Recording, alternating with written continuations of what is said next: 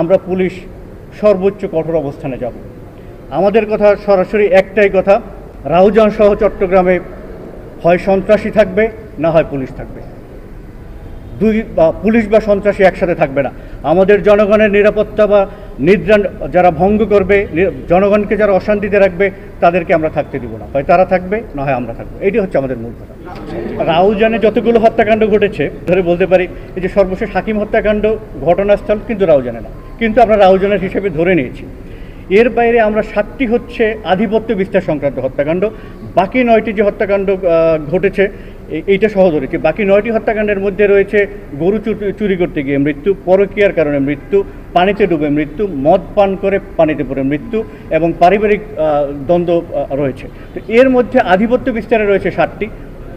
আলোচ্য বিষয় হচ্ছে আমরা পেপারে পত্রিকায় দেখি যে উদ্ধার করা হয়নি, গ্রেফতার করা হয়নি। প্রত্যেকটি ঘটনায় আধিপত্য বিস্তার সহ শুরু করে প্রত্যেকটি খুনের ঘটনায় আমাদের আসামে গ্রেফতার রয়েছে, 164 করা রয়েছে এবং প্রত্যেকটিতে কিন্তু আমরা অনেক দূর তদন্তে এগিয়ে গিয়েছি।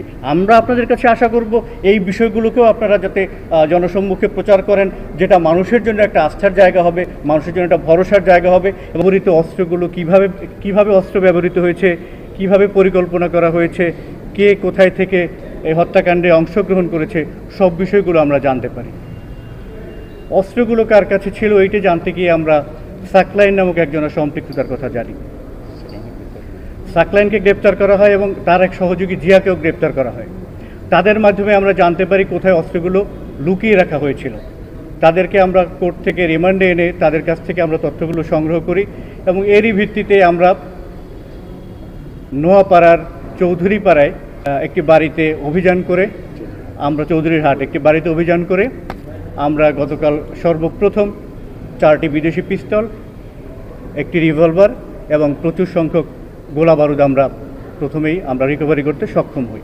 সরাসরি হত্যাকাণ্ডে অংশগ্রহণ করেছেন, এখানে 5 জন ছিলেন অংশগ্রহণকারী, আর আরেকজন হয়তো গুলি করেননি, উনি অংশগ্রহণ করেছেন কিন্তু গুলি করেননি।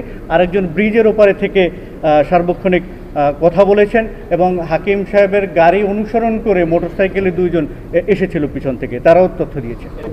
আমাদের যে 4টি, আপনি এখানে যে পিস্তলটি দেখছেন, এই যে 4টি পিস্তল দেখেছেন বিদেশি পিস্তল এবং আরেকটি হচ্ছে রিভলভার, এই সবগুলোই তাদের কথোপকথনের মধ্যে তারা চলে এসেছে। এই অস্ত্রগুলো দিয়েই তারা এই হত্যাকাণ্ড সংগঠন করেছে।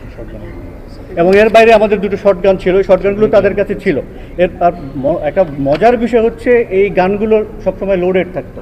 ইভেন আমাদের যে এই একটি চায়না রাইফেল যে এইটা পর্যন্ত কিন্তু লোডেড অবস্থায় ছিল। আমরা যে উদ্ধার করেছি এটা লোডেড ছিল, এর মধ্যে অর্থাৎ 6 রাউন্ড গুলি ছিল এটার মধ্যে। আপনারা যদি টেলিভিশন বা অন্যান্য খবরে দেখে থাকবেন, টার্গেট কিলিংগুলোর মধ্যে দেখবেন আমেরিকাতে যে টার্গেট কিলিং হয়, নিউ ইয়র্ক, ম্যাসাচুসেটস, এই বিভিন্ন যে জায়গা রয়েছে এখানে টার্গেট কিলিংয়ের বিষয়গুলো আমেরিকান পুলিশ এত শক্তিশালী, তাদের যে এগুলো তথ্য প্রযুক্তি এত শক্তিশালী হওয়ার পরেও টার্গেট কিলিংগুলোর ক্ষেত্রে কিন্তু আমাদের কিছু করার থাকে না অনেক সময়। আপনারা দেখেছেন সর্বশেষ সিএমপির মধ্যে যেটা ঘটেছে, এতজন মানুষের মধ্য থেকে যখন একজনে গুলি করে, তখন আমি যদি প্রশ্ন করি তারা কি তাকে ধরতে পারতো না, তখন আমাদের উত্তরটা কী হবে? ওই সময় তো পুলিশ এতজন ছিল না, সাধারণ মানুষ তো শত শত ছিল, রাজনৈতিক ব্যক্তিত্ব ছিল, সাহসী ব্যক্তি ছিল। পুলিশ তো একটা কর্ডনের বাইরে কাজ করে। যখন পালিয়ে গিয়েছে, আমার কাজ হচ্ছে পুলিশিং 2 ধরনের, প্রোঅ্যাক্টিভ আর রিঅ্যাক্টিভ। প্রোঅ্যাক্টিভ পুলিশিং না থাকলে সমাজে মানুষ বসবাস করতে পারতো না। টার্গেট কিলিংগুলো বন্ধে আরও উন্নততর প্রযুক্তি ব্যবহার করা হবে। আমরা আশা করি এদেরকে দৃষ্টান্তমূলক শাস্তির আওতায় যদি আনতে পারি, সেক্ষেত্রে এই কিলিংটা আস্তে আস্তে বন্ধ হয়ে যাবে এবং আমরা আশাবাদী যারা এরকম কন্ট্রাক্ট কিলার রয়েছে তাদেরকে আমরা দৃষ্টান্তমূলক শাস্তির আওতায় আনতে চাচ্ছি।